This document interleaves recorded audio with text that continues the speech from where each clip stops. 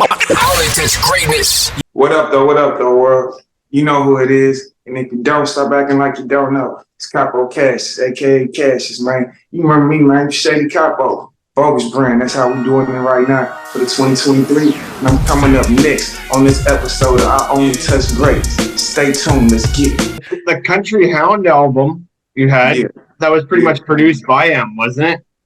Yeah. County House produced by M.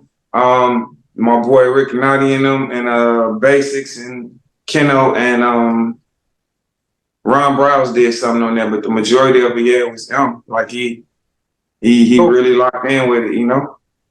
Well, what led to your decision then to in 2012 when I think you guys walked away? Yeah, because I wanted to release music, you know. Like, and at that point, it was just it was a struggle, like a personal struggle, you know. Like I used to, before the era became cool. Like I was like for real, like a pill head dude, like 100 Xanax, 100 Valiums, like his documented people. Like they ain't nothing to brag about because somebody could probably die trying to play like how I was playing it. You know what I'm saying? But I wasn't as interested in the music as I should have been. Like I was doing all these songs and they were coming out dope, but I didn't want to promote them. Like we had a great record, Jimmy Iovine picked, High Speeds, M did the beat.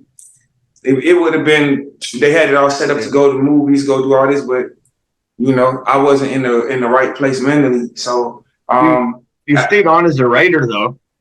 Yeah, always. Yeah.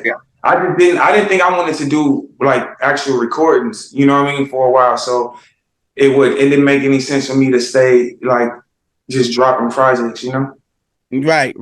And, I like to just talking about County Hound because when I heard Lack Motion, because you was one of the first ones whenever Shady 45 was premiering like audition shit, that song came on. Like I wasn't like having that as the lead single. Like I used to love that fucking single. I still play it to this day. Like all the gyms that have, like, how was it, you know what I'm saying, doing the Lack Motion? And tell us a little bit of M, you know what I'm saying, producing that, because he produced that track, didn't he? Oh, for sure. Like that was like one of the first batch of beats that he had made for me. And he was just like, okay, I'm gonna see what you can make of it if you feel anything. And then I just went through them all. And he was like that's crazy. And we were just sitting there going to the beat. And he's like, dog, you matched it perfectly. Then he added, then I walked off.